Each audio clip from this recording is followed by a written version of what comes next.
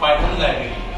अभी तक आपने पाइथन के बहुत सारे सिंपल प्रोग्राम बनाए हैं, तो ये वाला किस तरह से डिफरेंट होने वाला है उसके बारे में हम समझेंगे। ठीक है, तो सबसे पहले इसको एक अलग अप्रोच से हम समझने की कोशिश करेंगे। जैसे आपको टॉपिक का नाम पता लग गया कि क्या है, यूजिंग पाइथन लाइब्रेरी। अच्छा, अब पाइथन लाइब्रेरी जो है यहाँ पर इसके अंदर हम क्या क्या चीजें किस तरह से डिवाइड करेंगे इन चीजों को, वो आपको देखना है।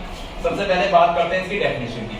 अभी तक जितने भी आपने प्रोग्राम बनाए हैं, सिंपल प्लेन प्रोग्राम बनाए हैं सारे के सारे, यानी जो भी आपने प्रोग्राम बनाया .py से सेव कर दिया। अब इसके अंदर बहुत सारे आपने फंक्शंस भी बनाए होंगे, बनाए हैं? yes, sir। यानी आपने मल्टीपल फंक्शंस बनाए हैं। अब लाइब्रेरी की जरूरत क्यों पड़ गई? आप देखिए, पाइथन की लाइब्रेरी की जरूरत इसलिए पड़ गई क्योंकि बहुत सारे आप फंक्शन बनाने के बाद अब फंक्शन की कॉम्प्लेक्सिटी ज्यादा होने लगती है ना आपकी, तो उस चीज को आपको ओवरकम करने के लिए, यानी जब आपका प्रोग्राम बहुत ज्यादा बड़ा या कॉम्प्लेक्स हो जाता है तो आपकी कॉम्प्लेक्सिटी को रिमूव करने के लिए आपको लाइब्रेरीज की जरूरत पड़ती है। ठीक है, अब लाइब्रेरीज तो एक बहुत बड़ा टॉपिक है। अब लाइब्रेरी से पहले आपको पैकेज भी समझना पड़ेगा, मॉड्यूल भी समझने पड़ेंगे। क्यों? क्योंकि लाइब्रेरी क्या है आपका, library is a collection of packages. ठीक है, तो इसके नीचे हम लिख सकते हैं कलेक्शन ऑफ पैकेजेस। अब पैकेज समझने के बाद आपको ये भी समझना पड़ेगा कि पैकेज होता क्या है। ठीक है, तो पैकेज है कलेक्शन किसका, मॉड्यूल का। ठीक है, अब देखिए यहाँ पर पैकेज क्या है, कलेक्शन ऑफ मॉड्यूल।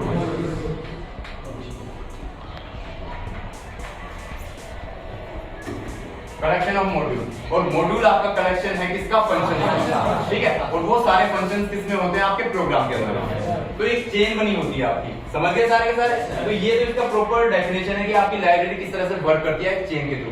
होता कुछ नहीं है लाइब्रेरी, आपका सिंपल जो आपकी कंप्यूटर में प्रोग्राम के फोल्डर होते हैं ना, ठीक है, उसी को ही आप लाइब्रेरी बोलते हो। उसके अंदर सब पार्ट होंगे, उसको आप पैकेज बोलोगे, फिर उसके सब पार्ट होंगे तो आपको मॉड्यूल, मॉड्यूल के सब पार्ट रहेंगे फंक्शन।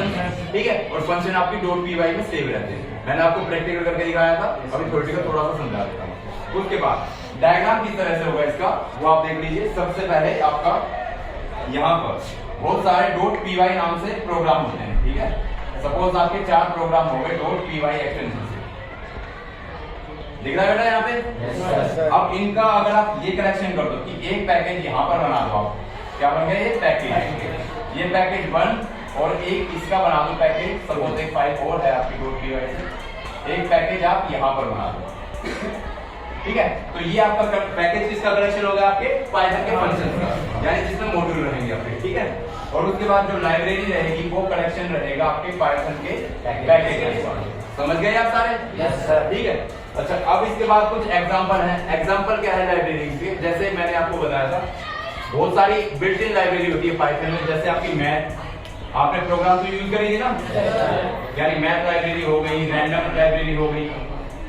ठीक है, इन सब के ये एग्जांपल है। और नॉन एग्जांपल क्या है आपके, यानी जो एग्जांपल इसमें लाइब्रेरी में इंक्लूड नहीं होते, नॉर्मल आपके पाइथन के जो प्रोग्राम है वो लाइब्रेरी में नहीं, वो यूजर डिफाइंड प्रोग्राम होते हैं। तो यूजर डिफाइंड प्रोग्राम आपके इसमें आ जाएंगे।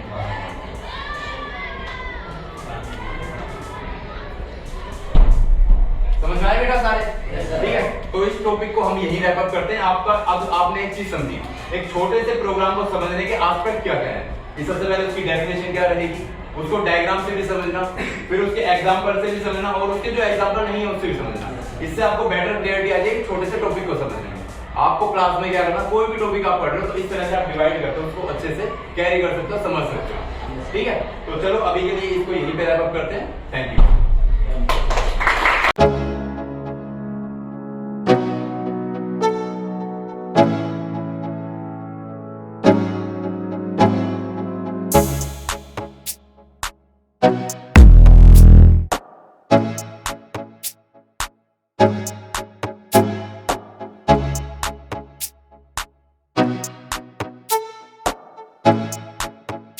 follow